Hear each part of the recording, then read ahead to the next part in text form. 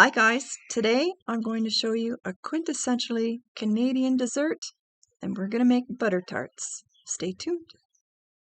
So for those of you who don't know what butter tart is, you're about to find out. Some of you Americans who aren't familiar with butter tarts will at least understand it's like a pecan pie without the pecans. And not to say you can't put pecans in your butter tarts, lots of people do, but a butter tart, mini version of a pecan pie with no pecans in it. So it's actually pretty easy. A little cup of pastry in your muffin tin, fill it up with sweet buttery brown sugar goodness, then you bake it, nothing but super golden. We're gonna make those today, starting from scratch, and the first thing we gotta do is make the pastry. I always use butter pastry. Lots of people use lard or shortening, those are all fine, but I find butter pastry way tastier, especially now that I'm in Costa Rica, and this firm fresh butter is so delicious. I couldn't possibly agree with anything else. The recipe for pastry is 2.5 cups of flour, usually all-purpose. Use pastry flour if you can get it. 1 tablespoon of sugar, 1 cup of butter, cold and chopped up in tiny little chunks, and 4 to 8 tablespoons of cold water. So one trick I figured out on the internet somewhere about butter pastry is the best way to make it so flaky, that you cut your butter up into tiny little pieces. Then you mix in only enough flour to start and get all of your butter coated in flour first. And then you add the rest of the flour closer. Apparently we're jumping on the counter today. Then you add the rest of your flour and mix it all in after. That way your butter coats the flour before you get the water on it. It doesn't activate the gluten as much, which means any of you that know about gluten, it makes things sticky. That can also make your kind of rubberier. I was making words up now. So if you want it light and flaky, you want to cut the gluten as much as you can. Since I have all-purpose flour, we're going to be using that trick to try to keep it as flaky as possible.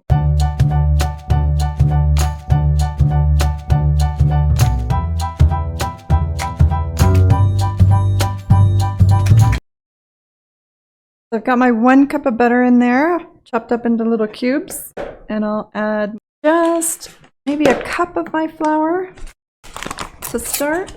Time to mix it in. I do not have a pastry cutter. It's a rental, and I'm only here temporarily, so I'll use my potato masher to start, and then I'll move to my fingers. Got it kind of crumbly, but there's still a lot of butter in there, so I'm going to add some more flour. Now we'll use my hands. You don't want to handle this too much. The heat from your hands will start to melt the butter and it'll make your paste tougher. But sometimes, I mean, the consistency you're going for with this is like crumbly, like oatmeal. Sometimes it's just tough to get without right in there. A bit of this, and you can see it's starting to look like oatmeal. That's what you want.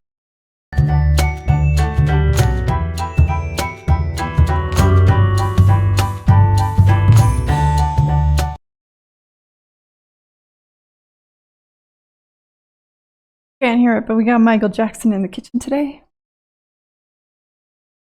Last half cup of flour. That in as best we can. I really could use a lower counter. The Silent is great for many things, but it's a little tall for with the bowl. Crumbly texture. Butter's all kind of mixed in. Ready for the rest. The recipe calls for a tablespoon of sugar. Depending on what you're making, you can add this. You don't have to. The only thing left to go is the water. Put our water in the freezer just to get it good and cold. Room on it to not melt the butter at all. 4 to 8 tablespoons. What you want, start slow. You don't want your paste watery, too sticky. My baking teacher in high school used to just tell me to put this in a pile on the counter, make like a little mound, and pour it all in to a little hole that you make like a volcano. That works really good. But I don't want to do that here because I don't have a lot of counter space. I'm worried I might roll off the edge and then I gotta clean the floor. I think I'm gonna have to pour it out. So it looks pretty crumbly right now. You're probably thinking I should add more water. No, don't add. This is actually pretty good. It's starting to stick together really well. Want to just get it together. Get it together, will ya? Play-Doh was one of my favorites. There we have it. Ball o' dough. This is ready to roll out now. So, this house does not have a rolling pin. Airbnb, and I guess they don't have a lot of bakers. So, I've got a wine bottle that I have taken the label off of. It works just fine. Lots of people you can improvise with just about anything for a rolling pin if you don't have one. And the beauty of using one of these as a substitute for a rolling pin is if you're rolling out something that needs to stay really cool while you're working with it, you can always store this in the fridge and then use it nice and cold because it's glass. I'm not going to bother doing that because it's not a big deal. So for rolling it out, a little flour down. Don't use too much. You want just enough that it doesn't stick, but you don't want so much that you're working more flour into your dough, because the more flour you have, the tougher and stiffer your dough is going to be. If you want it super flaky and light, keep your flour as much to a minimum as you can. Also, when you're rolling out, try not to roll it too much. Lots of times, especially with butter tarts, because you're cutting them out, take up the scraps and then you re-roll it and cut some more. I only ever do that once. So one roll, cut out circles, gather up the scraps, roll it out again, and then one more roll.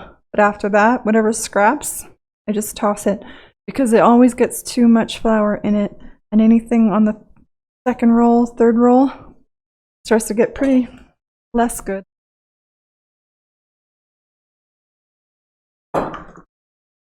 Flour on there. Also, always best roll pastry from the middle out, middle out. If you do back and forth like this, what happens is at some point, pastry is going to stick to your bottle on the edge, and then you're going to drag it up with you. You make a mess that way. If you're keeping your rolling to a minimum, you don't want to have to redo it because you ripped it.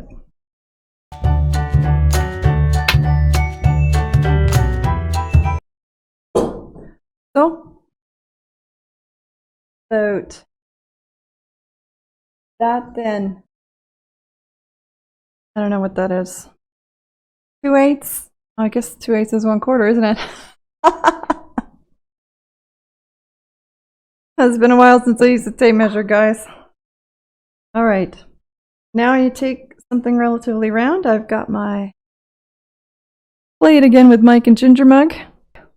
Nice big round circle. What you want to do is have a decent sized circle to fill your muffin tin. So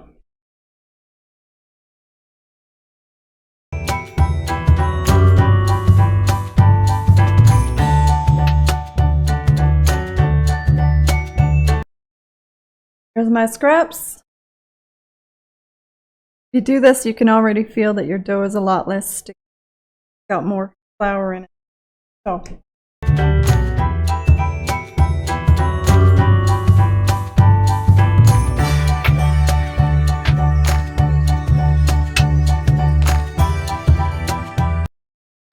I've got my circles. Now we put them in the muffin tin. It's always butter and then flour your muffin tin. Really don't want, especially if your pastry's nice and flaky, is to have to dig these out because they'll destroy them. Pastry is done right. It's going to be delicate. So I sprinkle a little bit of flour in each one. People who make cakes on a regular basis will recognize this. You just kind of tap it around. I usually do this outside so I can spill it all over the ground if I have to. But there we have it. Nicely buttered and floured. Our circles in there. I usually try not push it down very far because my circles are a little bit small. And if you push it too far, you're going to have trouble getting it out. So there's my first one in. Finish the rest. We're all ready to go. Now all we have to do is make the filling. I'm going to turn on the oven, and I usually put these at 375. Guys, I have a chicken carcass in that pot over there on the stove from our dinner a couple nights ago. I'm making bone broth, and it smells so good in this kitchen right now. If you don't make bone broth of any kind for a snack, you're missing out, because it's the best and healthiest snack you could. Anyway, back to the butter tarts. Not healthy, but definitely delicious. Butter tarts need half a cup of brown sugar, half a cup of corn syrup usually, but I don't have any, and I haven't been able to find it here. I'm not sure why. I'm going to use honey instead, because the honey here is absolutely delicious. A quarter cup of butter melted, 1 egg, and a teaspoon of vanilla. Lots of Canadians use maple syrup here as well.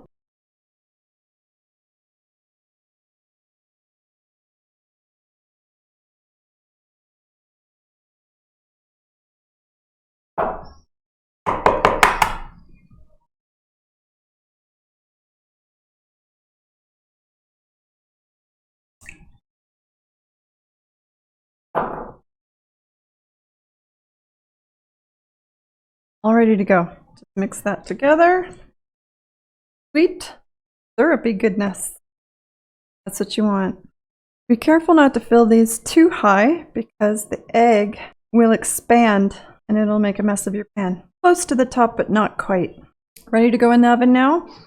These usually only need like 5 or 10 minutes. Keep an eye on them, because once the pastry starts to get golden and the top gets all puffy, that's when you want to take them out and let them rest for a few minutes. So, put them in a few minutes.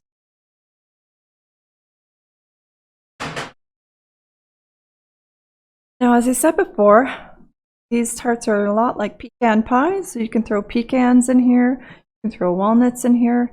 Lots of people commit a terrible sin and raisins in these butter tarts, but we don't like raisins in this house.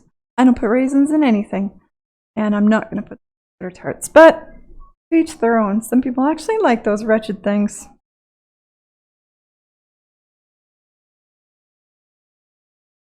Guys, got them bubbling and sizzling. A whole bunch of them actually over. See, I told you not to fill them too high. I don't listen to myself. So we'll let them sit for a few minutes, and then I'll show you how they settle out. And then it's time to try one. Okay, so we're ready to try taking them out. There we have it, guys. Nice sweet butter tart.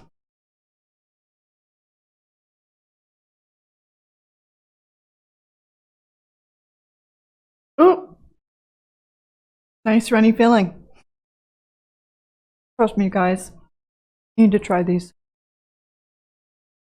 You need to let them sit a little longer, so they're not quite that runny. Anyway, thanks for hanging out. Thank you so much for all of your support. If you have requests for other things you'd like to see me make, put them in the comments. Let me know what you think. Anyway, cheers, guys.